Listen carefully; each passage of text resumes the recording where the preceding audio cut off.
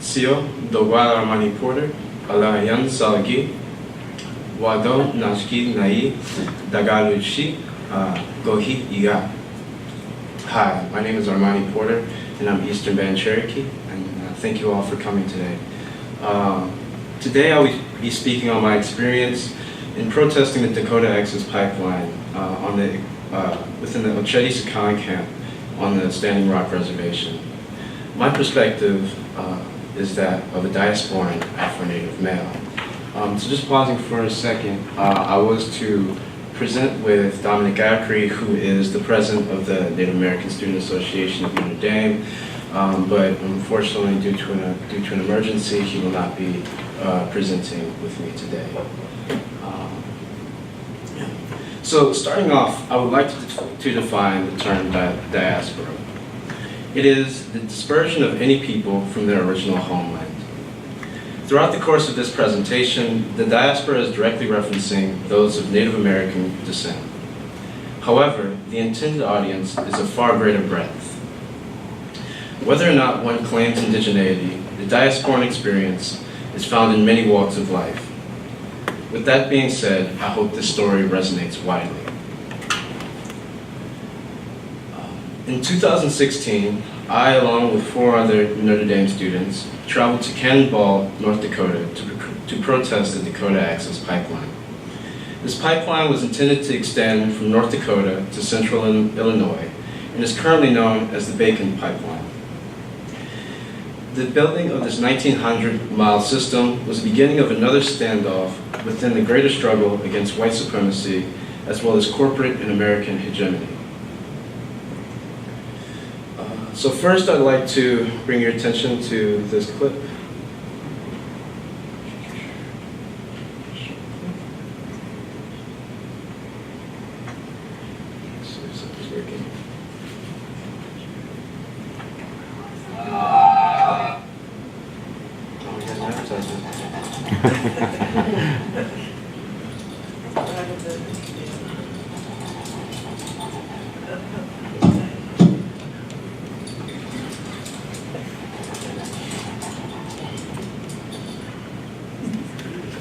There's a shelter pet who wants to meet you. Meet one today. Visit theshelterpetproject.org. Adult.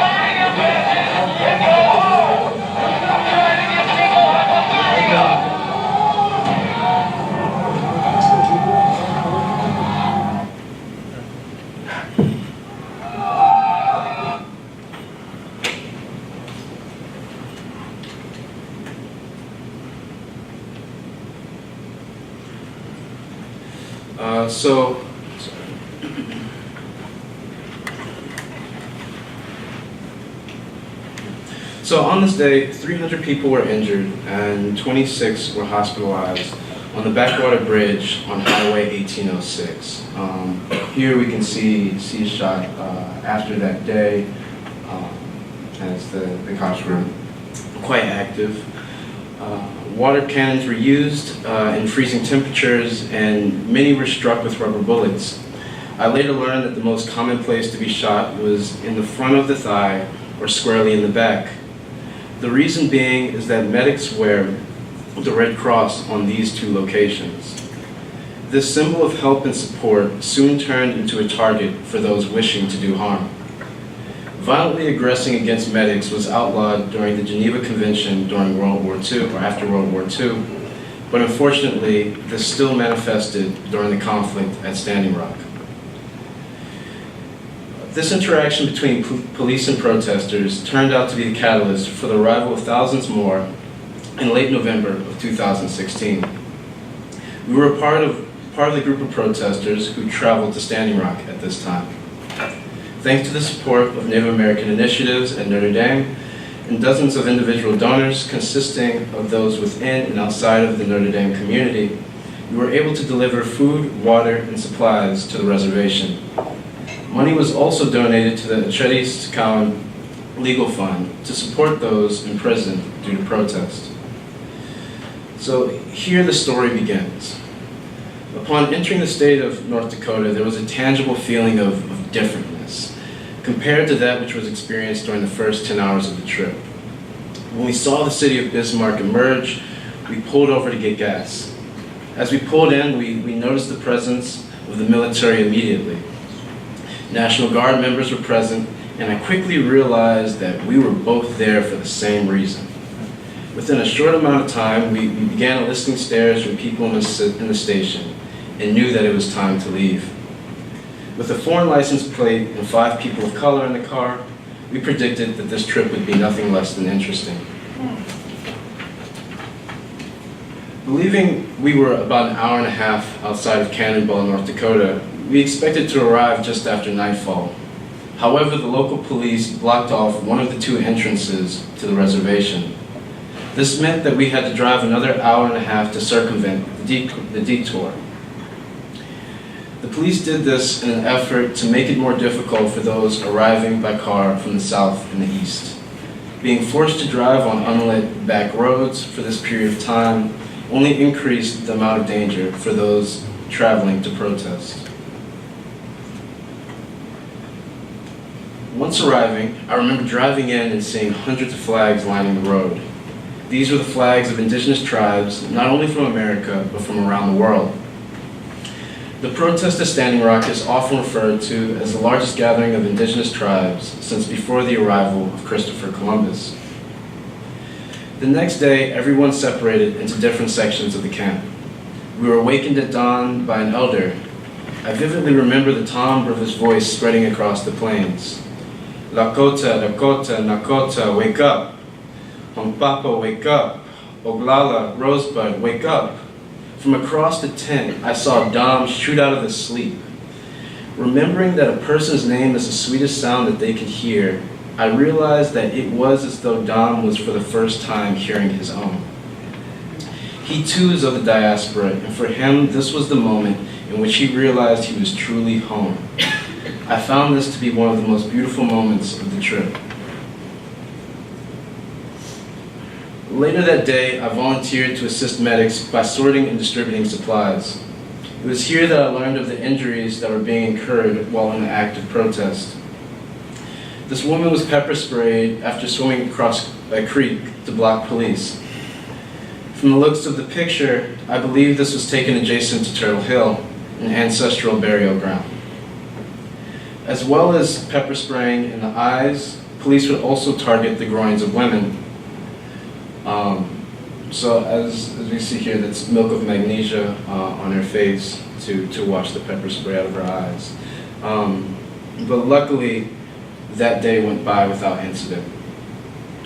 The night ended in ceremony and ritual near the sacred fire. People from all over the world would gather here as it was the main location in the camp. The next day, all new arrivals attended a meeting held by leaders of the camp. This was a sort of orientation. Upon leaving the tent, the sirens alarmed.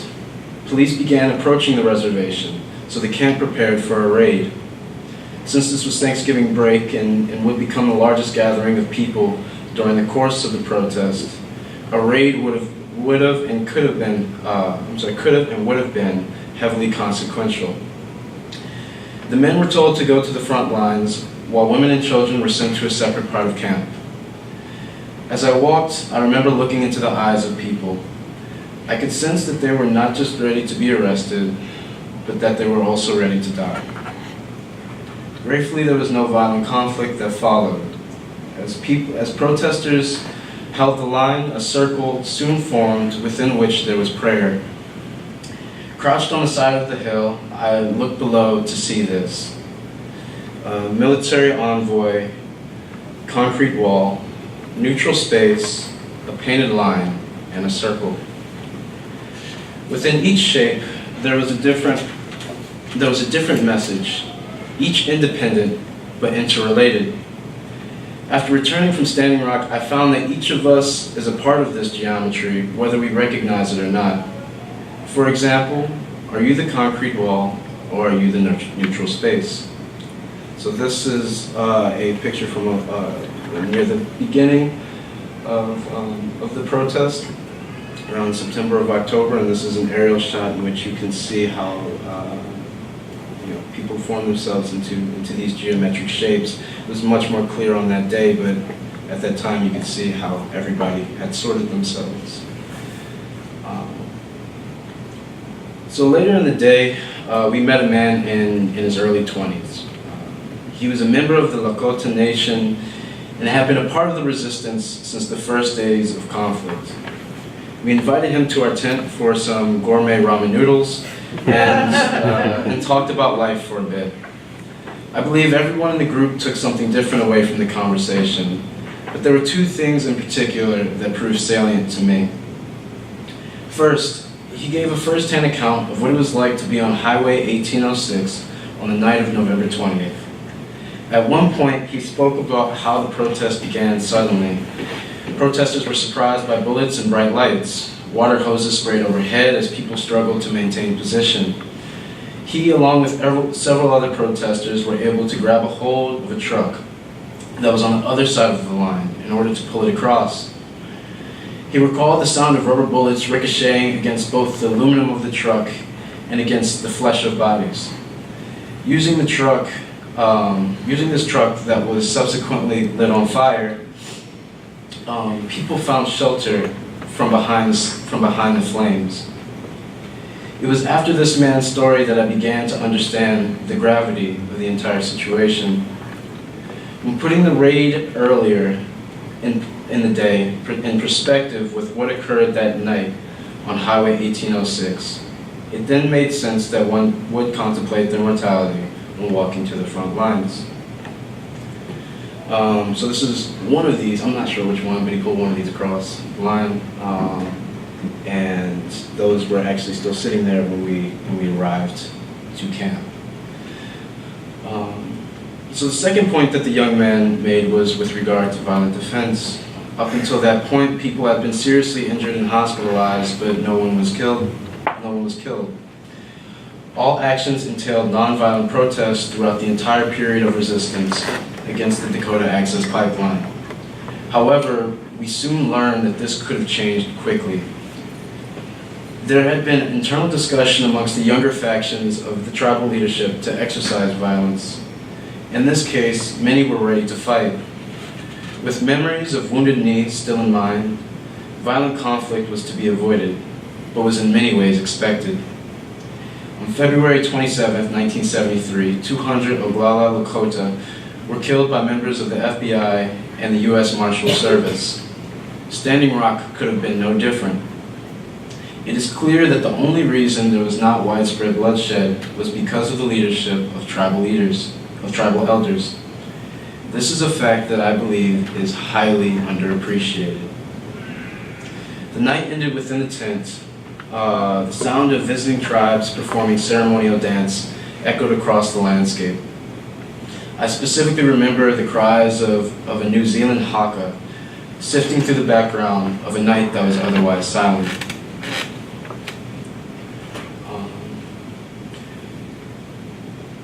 On Thanksgiving, actually, so just explaining this picture, this was not actually on within the camp. Throughout the time we were there, people would split off into different groups and would go protest throughout the state of Dakota.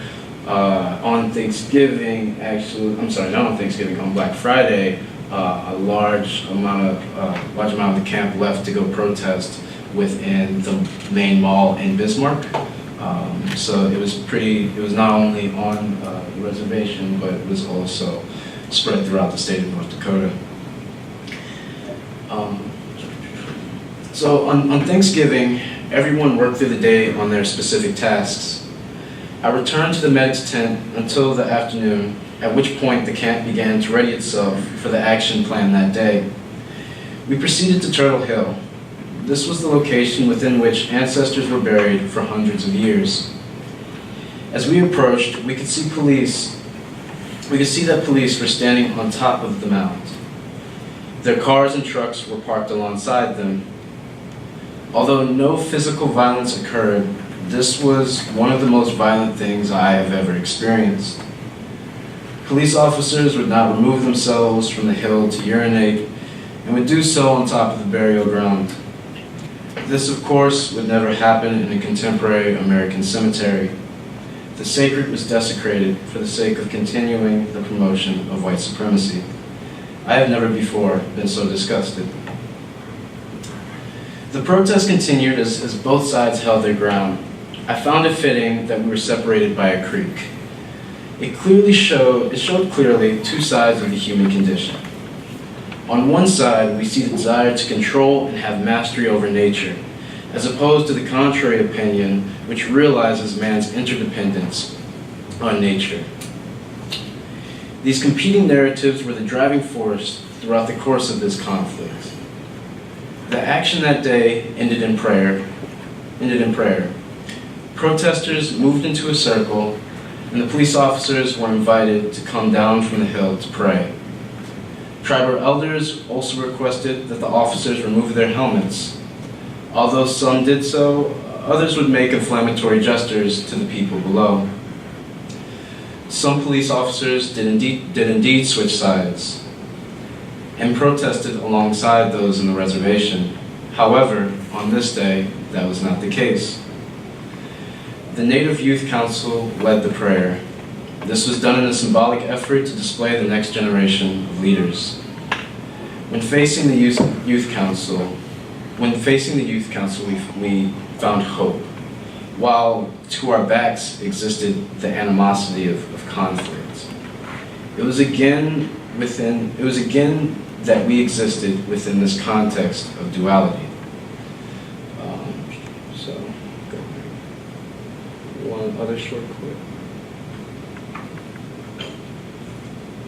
So yes, this is a news station in New Zealand that was covering covers a stand. Kōrero ki te kā mo standing rock e no hoana ki te taumata te kau.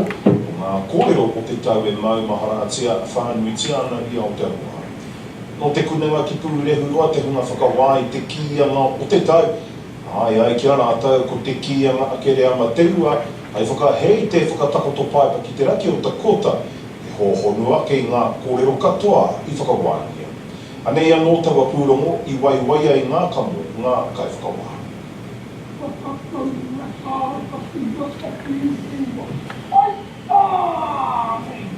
Aha koa ngā whakatūpato ka kore pia e rata mai ngā pirihimana ka haka tonua ki anga te ua me tāna tira.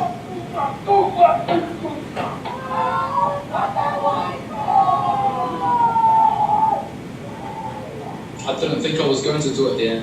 I just felt an overwhelming feeling to drop to my knee and deliver something from my because knowing full well that a haka would have provoked them, they wouldn't understand what it means, and these guys are any reason to take a shot at us. No ina nahi te rangi whakawhikai o Amerika, ia ki a te ua ko te tuku kara ki a ke te mahi ki te pai o te riri, nā whai anō i ngā tohutohu a ngā rangatira o te iwi Sioux.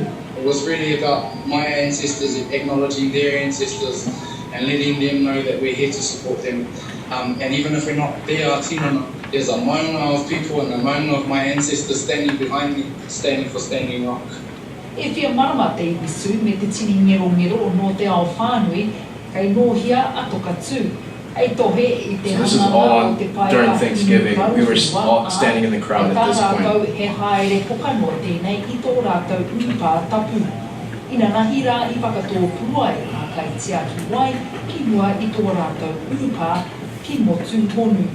And what we saw were their numbers dwindled off because the security guards and the police officers decided to go home and have turkey with their families. So a quick action was put together, and we went out to the river to build a bridge so that we can go over. Then they then got us to circle up at the end, and the circle was huge, the most amazing, biggest circle I'd ever seen, and the karakia were all going off. Ka hoki mai te tira toko o no ki Aotearoa I te rānei, ia ki a te ua, ka kaupau tonu I rātou I ngā mānuka o te iwi take o Sue ki te katoa, a ka whawhai tonu mō ngā take whenua Māori. Mānia Clark, te kaya.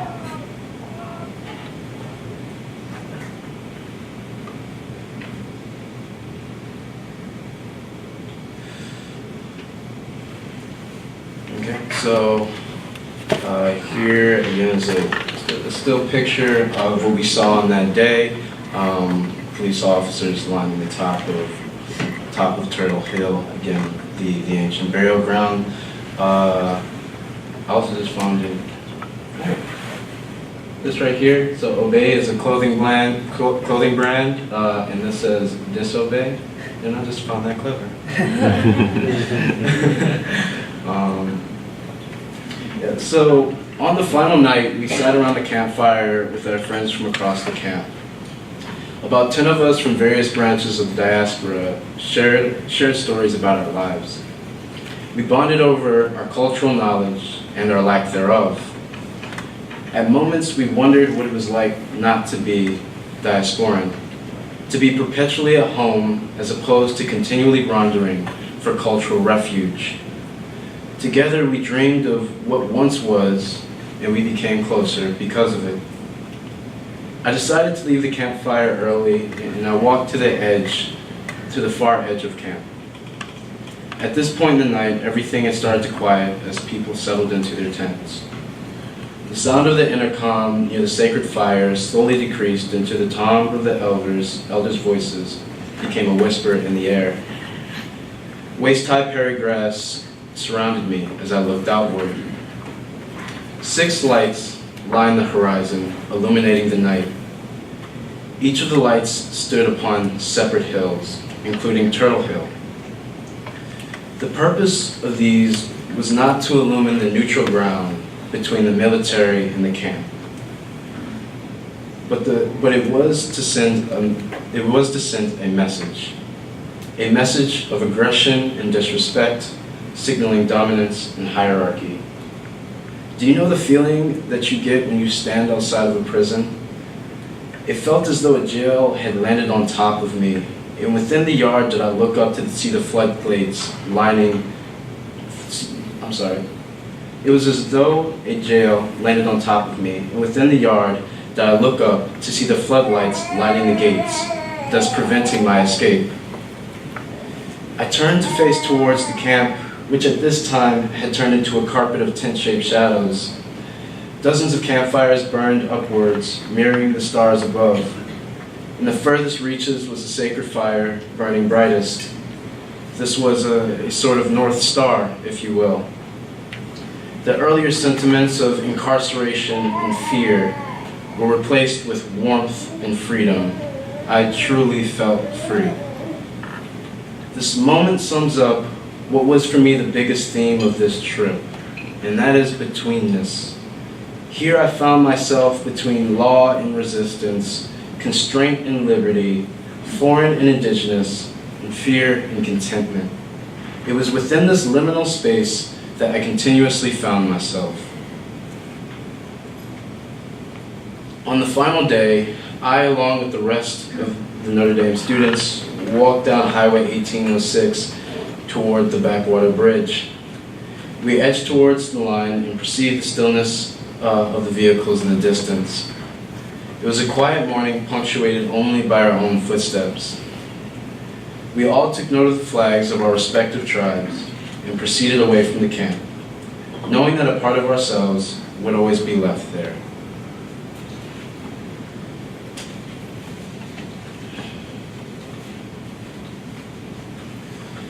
As I continued to reflect on this experience, I struggled to find a concrete sense of clarity.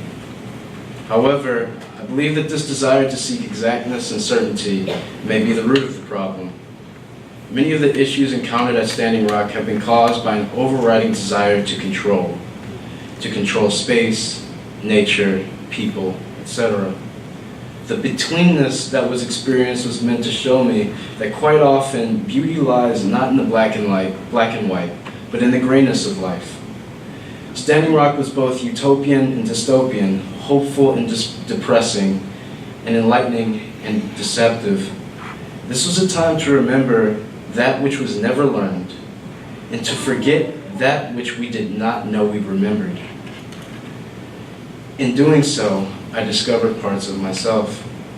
For this reason, I pray that the memories of Standing Rock never leave me. Thank you to all those who supported us during our time at the Acheti Sakowing camp at Standing Rock. So this finishes, this finishes the portion of the presentation that is from my perspective. Well, first we'll actually look at these two pictures. So this is actually near the beginning of the resistance, and this was at the end as everything was lit on fire and people proceeded away from the camp. I think what's most important here, I found strength in both pictures, but I think these pictures can be interpreted in so many ways, and I think that's the beauty of it. So the beginning and the end, which may just be another beginning. So I would like to end with parts of the project started by Jen Shaw, a student who traveled with us to Standing Rock. This project is entitled Humans of Standing Rock. Based on Brandon Stanton's Humans of New York, Jen sought to humanize the protest movement against the Dakota Access Pipeline. She stated that all too often the sparse mainstream media coverage of the movement focuses on statistics and violence, without addressing the hopes, dreams, and convictions of water protectors at the front line. Without addressing the hopes, dreams, and convictions of water protectors at the front line. Here, I will highlight the faces and stories of these incredible people in the hope of promoting greater understanding and connection. So this is the first quote, a man who came from Ireland. His name is Niall. So he said, I really felt a connection with Standing Rock. As you might know about Ireland's past with the English since the 15th century, I am totally against, since you might know about the 15th century, I'm totally against violence, and I think peaceful protest is the way to make change. I hope this poem just shows them that people are thinking of them, and that we encourage them to keep their strength and resilience against the injustices that they are constantly facing, not to encourage violence of any kind, and to stop praying. So this is a poem that he sent to Jen. It says, our friends far away, thrown from our land we fought and we fight still. The oppression is still with us. Stand high on your hill, wait there till the end. You own this sacred land, according to the stars and the written word. Don't accept lies, keep your strength. Even the buffalo understands that this plundering is not right. Grab hold of the black snake, throw this poisonous foreigner out. Your beautiful land will not be a big dirty mess. The eyes of the world are watching. We are with you on every step. Grab hold of victory, friends, from your friends far away. And he also mentions the black snake, which is a part of prophecy within Sioux tradition. It marks that when the black snake is to come, that is the end of time type prophecy, and resistance needs to be giving on to that. But this is black snake in this tradition can be analogized to the Book of Revelation, if that makes any sense. Yep. So this is also him. Switch towards back. So next, this is the next person, by the way. We all have a role to play. I want people to know that this isn't political. This is about life. This is about dignity, and this is about respecting First Nations. We need to roll up our sleeves and get to work. There's a lot of work to be done to undo genocide that's still taking place against many peoples. And we owe it to each other and to ourselves. I want a world of dignity and respect and lack of fear, of sovereignty for all peoples, and I think that that is possible.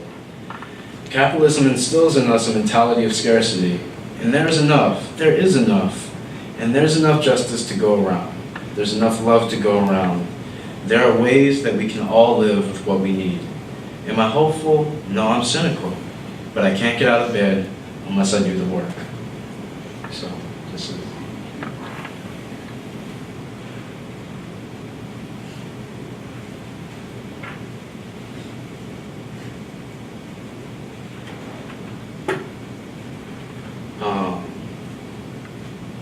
So Choctaw, that's my tribe. Everybody thinking that I'm just another native from probably New Mexico or Arizona or California, and no, I'm from Mississippi. I will say something simply. When this hits the history books, which it will, my kids will know I was there. I see helicopters in my dreams, white guys with machine guns, all that shit. I see it right now. That's why I had to come up here, because they say that dreams are teachers. And if you really feel something inside while you're dreaming, then you know it's real. My bloodline, the natives, we get different kinds of gifts. Certain generations of my family get the gift of seeing things. Sometimes I think, wait a minute, Martin Luther King, he must have been a little native when he said, I have a dream. He was like, he was just real cool. Can't help us out of the car.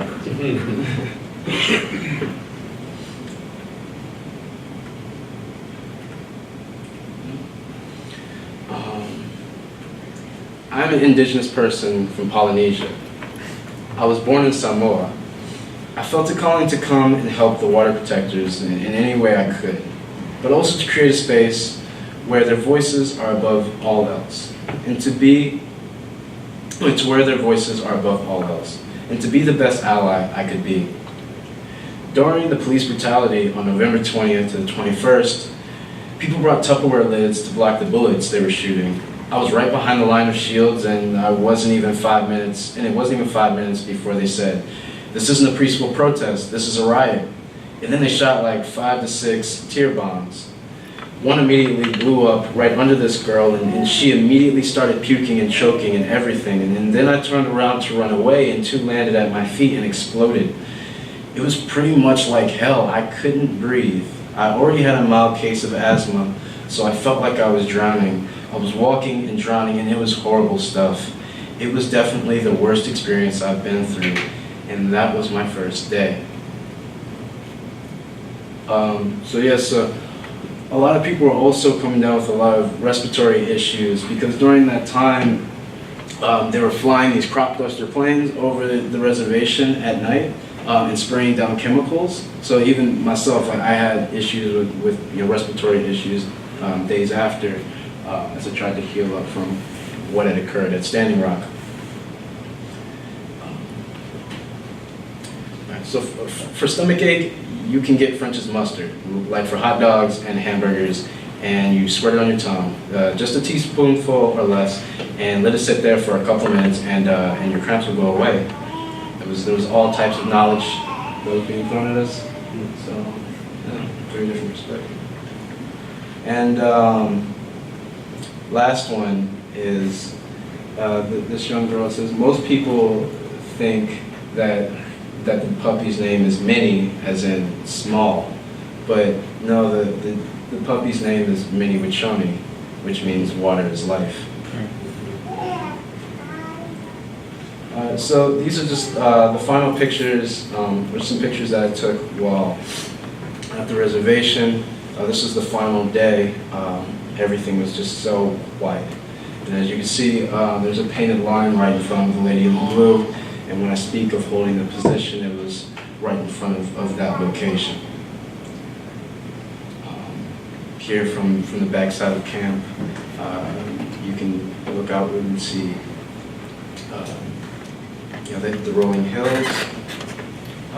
This was a burned out truck, and also a street sign that was also lit on fire.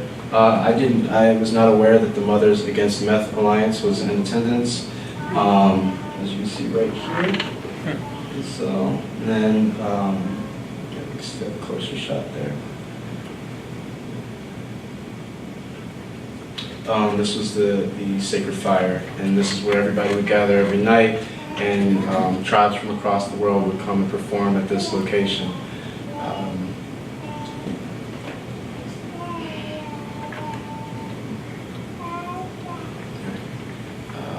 Just a view from Highway 1806. There were a lot of, even silent protests that were going on within the reservation, a lot of symbolic references. So this would be seen quite often. This was the picture, and right behind us is Turtle Hill. And you can see the creek that divided us. To our backs were the police officers, and what we're looking at right now were those in the youth council that were giving a prayer. Here you have me on the far left, Dean Merriweather, who is Afro-Native, Carrera Brown, who is Navajo, Dom Acri, who is Lakota, and Jen Shaw was the one who took the picture of us. So it was us, these were the 5 that were able to travel to Standing Rock, Mass School for Pepper Spray. So thank you so much for listening and having me here. I really appreciate your time. Thank you.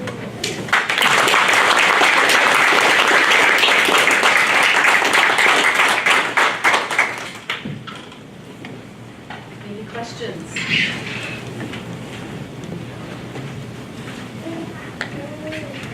Maybe you could talk a little bit about when you returned to campus and this group, how did you kind of communicate this with others?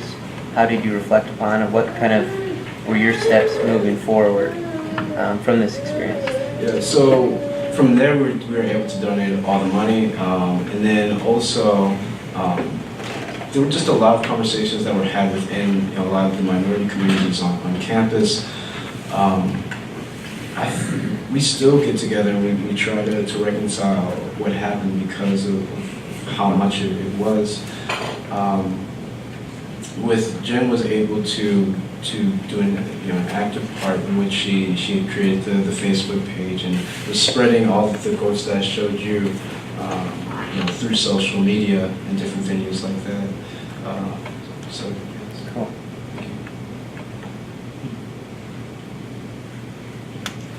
I just have a comment. I wanted to kind of commend you and Jen for that project because I've been studying genocide a lot in this context, and one scholar, he warned about the depersonalization that happens with Native genocides because, a lot of times when we talk about the Holocaust, it's very personal. There's all these accounts, but then when there's Native genocides, a lot of it's really just statistics and not personal stories. So I think that taking those quotes and those pictures really does justice to personalizing the struggle of Native Americans in a way that a lot of times historically hasn't been done.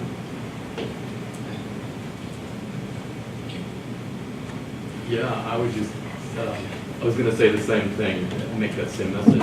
These kinds of personal accounts are so helpful. I remember when I was, when this was happening shortly thereafter, and I was still living in New York City, and I was watching, some of the mainstream media, but I just couldn't really get a sense of how people really felt about being there. And then I remember going to a gathering of documentary filmmakers, and one Native American filmmaker who was and still is a student at NYU, he came and gave a talk like you have done beautifully, and he showed some footage, and I really got, it's the first time I really kind of glimpsed of what it was maybe like, and it made me think a lot about, how we get numb or overwhelmed by the mainstream, incessant mainstream media, but it's actually these kinds of first-hand personal accounts that kind of woke me up. And the other thing is, then I met some other people. I had these Peruvian friends who went to Standing Rock, and when they came back, they were telling me really they got so much more pride and interest in exploring their own roots. Mm-hmm. And I thought that was interesting too. It was like a wake-up call for them. So, yeah. So thank you, keep doing this. Yeah, I mean, it was a really beautiful thing just seeing indigeneity, for me, had a rather narrow definition until going to Standing Rock, and I saw, the not only the how widespread indigeneity really is, but also seeing the different branches of the diaspora and other indigenous groups. And I think for that was something that was really beautiful and something that we all took away from the experience. Bringing it into the present moment, you continue to follow what's actually happening there at Standing Rock with the pipeline and its progress and how it's already been implemented. And I say that because while it's astoundingly inspirational, moving to see that massive mobilization of folks from so many different backgrounds coming together for a common cause and objective, which was truly to stop that pipeline from being built. And I imagine coming away there was somewhat of a feeling of defeat because we know that ultimately it did happen, and yet there's victory in that togetherness and the mobilization, all of those things. But I just feel like Standing Rock shouldn't be looked at as a moment, an isolated moment in time. So where do you fit that into now? You personally and the folks that you were with?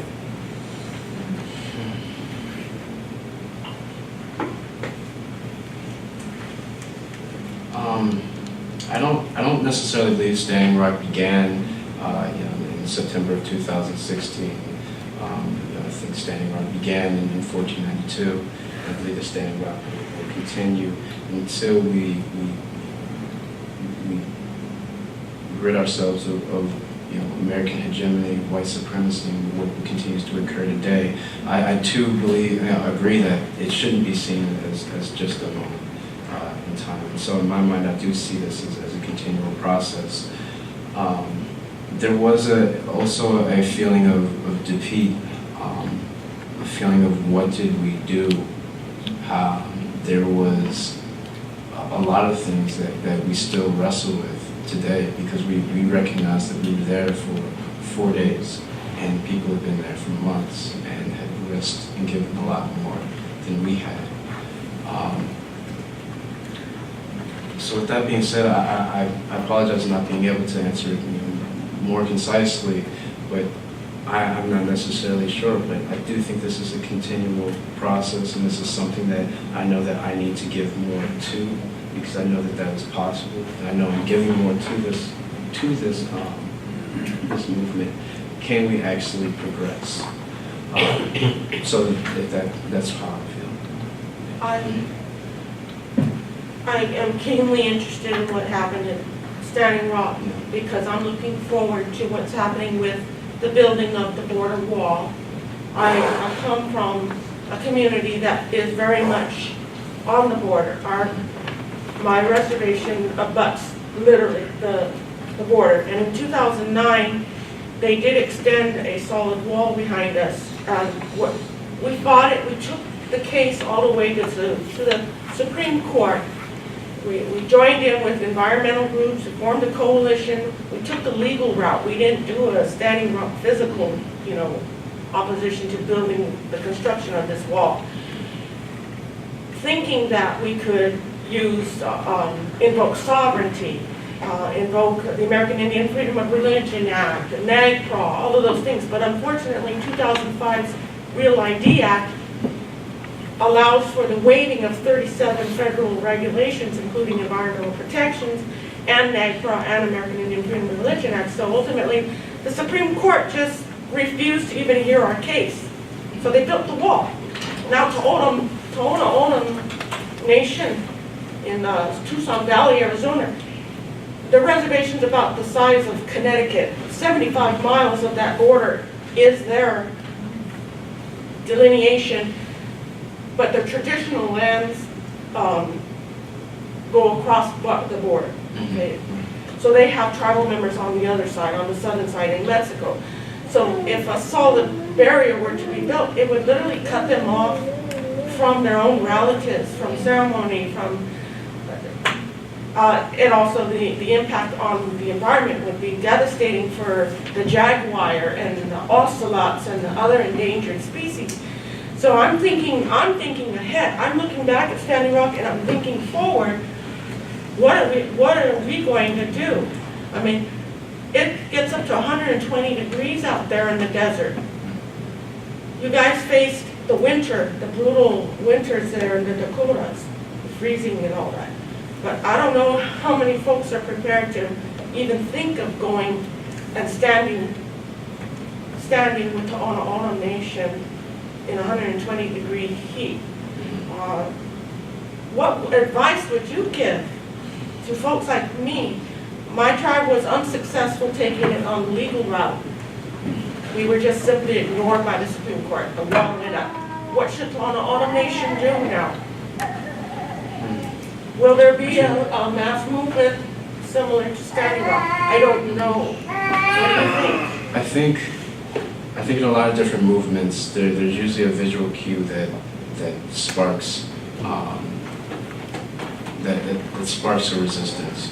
So we see in the civil rights movement, I am a man, to see black men walking around and declaring that they are a human being is something that was visceral enough to get people to act. In Standing Rock, November 20th acted as that catalyst, as well as other pictures. Going through different resistances from across the United States, I've noticed that people respond to what they see. And this is a really interesting time because we do have social media and we do have so many outlets. But I think when people are able to visually see the oppression that is occurring, then people will act. Now, will the United States hear? Will they act in that way? That's something that we're all hoping for, we're all fighting for. But I think one of the best ways to get people to move is to shock, and to shock through visual. Well, a lot of the imagery wasn't being allowed to be broadcast because they controlled, the government really controlled media access. So, you know, you're lucky you have folks there that were able to basically memorialize, record what was, document what was happening on the ground. But a lot of what I was seeing was coming through not official media sources, but really just grassroots folks sending up drones with cameras and the like. Yeah, they actually, so I actually got my phone wiped while I was at Standing Rock. I had my phone and I walked too close to the lines and they would send out pulses or whatever to my phone. So I lost all my contacts, all the things, like everything on my phone was gone. So they were actively trying to keep anything from getting out. This was a form of censorship, if you will. So I do identify that in a sense. Was it wiping of your phone, not destruction of property? Well, there are a lot of things that were completely illegal that were going on, including like chemical warfare, like dropping, that we spoke about a little bit earlier. And then the other one, the shooting of medics, that was also something that was going on against the Geneva Convention. No, so I'm with you. As soon as it happened, I was like, oh, this feels very illegal right now. But it turns out that they didn't heed that much. So. The Constitution was shredded. Yeah, so I did, yes. That makes sense. I have a question about, so you said that some of the leaders were really standing their ground to tell the younger folk not to stand up and fight back. I was wondering, could you share a little bit more about the message that the elders were using? Because I know for me, it's really hard to see this and go, why do I not pick up something and go after a guy that's hurting my family? So I just want to hear, like, what is it, the message that the elders were using that was so persuasive to really calm the hearts of folks like me that are just like riled up listening to things like this? I think it was not necessarily anything that was said specifically, but it was who the elders were and the way in which Native cultures often exist. The idea was, although people would wish to exert violence or to exercise it, the elders would not want violent protest, whether it be for reasons related to the media or just not wanting things to be violent in general. But I think the main thing that I learned with sitting in the tent was, okay, the young man disagreed extensively with the elders, but he said, but they're elders. And that was the end of it. And that's what I think is very, very, very interesting. So that's what stopped me. Plus, there was a lot of kids there. Yes, there are a lot of kids now. Now they would do drills in order to separate kids in the event that something would occur. But yes, no, that's definitely a reason also.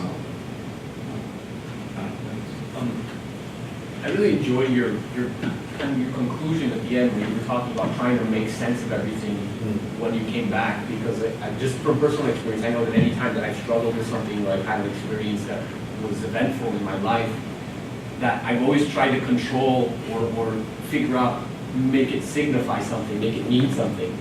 And I realized more and more that sometimes you just can't. It's just, there's this liminal space and you have to live with it. So can you tell me a little bit about how you came to that journey, how you realized that, and then maybe what it was like for you to come back, to leave that place and then come here and come back to kind of your quotidian life, what was everyday life like after it? Right. So I think that lesson was most heavily applied to my feelings of being diasporan. So often it's like, okay, you have to be Black or you have to be Native or let's try and fit into whatever. But I also learned that in betweenness of who you are is your identity, and that's okay, and that's something that is just as precise as anything else, right? So coming back to campus, having a greater understanding of who I am as a person and my self-identity, there was definitely a heightened level of confidence just as a person. There wasn't the insecurities in who I was not as salient as they once were.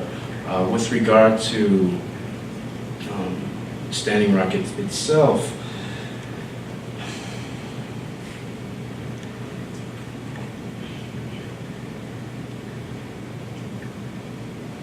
I found that in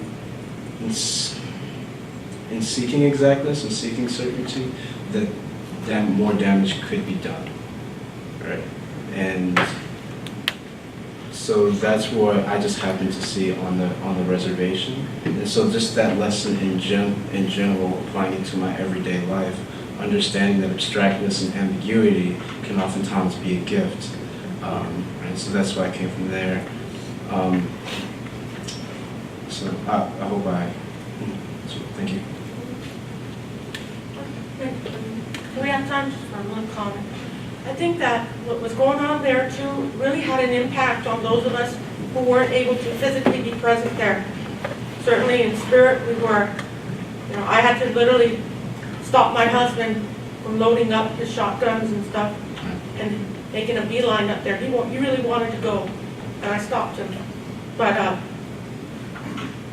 the impact on me was, there was a lot of anger, there was fear, and then there was a reality check that here we are, at the time 2016, and I'm holding my grandbaby, and knowing that she's born into a world where we're still fighting for our survival, literally, just fighting to exist. And if this is still happening now, what battles is she going to face in life? And for someone who happens to look like me, it's, you can't run, you can't hide. And it caused me to look in the mirror real closely and question, what does it mean to be a modern Indigenous person? What did it mean for my husband? The warrior in him rose up And Pueblo people are generally always known as peaceful, passive people, but people forget in history, we also led, the Pueblo Revolt. And it's like this genetic memory was ignited, but the people have not forgotten the warrior women. I was so amazed to see those brave women leading in front in prayer, but also their whole self, their bodies, So I don't know if anyone else wants to share. How did you feel, any natives here? How did that make you feel seeing those images? I know I was torn up just when he first played that clip with that water cannons and all. The tears came. How does anyone else feel about that?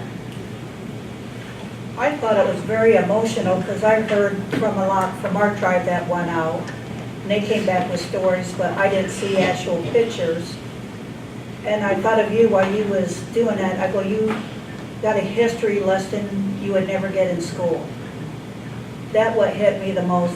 I think people that were there got such a history lesson that he can come and talk to me that I can understand it more because he was there, that I couldn't get from the media on like local news.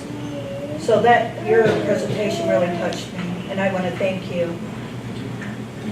We're still targets of genocide. Yeah, we're probably always will be. The hurry up and die thing. But I feel the more stories like his gets out to more people, the stronger we can become, because we are our strongest link is each other, I believe. I think something in your presentation that really resonated too, that I was sort of perceiving from afar, but that Standing Rock didn't just happen at the front lines, it happened around the campfires, and that it was the largest gathering of Native peoples since 1492 or before 1492. So it's like, and people came to the table, tribes that had been in conflict with each other through the centuries, were sharing meals together and sharing songs and fires. So while the literal result of the legal result was very disheartening and very disappointing, with you and others at Standing Rock, in a sense, what I think of is that you sort of tossed a pebble into not just a pond but an ocean, and there are ripples, and those ripples are still happening. I think that's what my cousin was expressing. So we do actually have lunch ready for everyone that's in the room across the street at the Morris Inn. Let's continue the conversation, but let's give Nico another round of applause.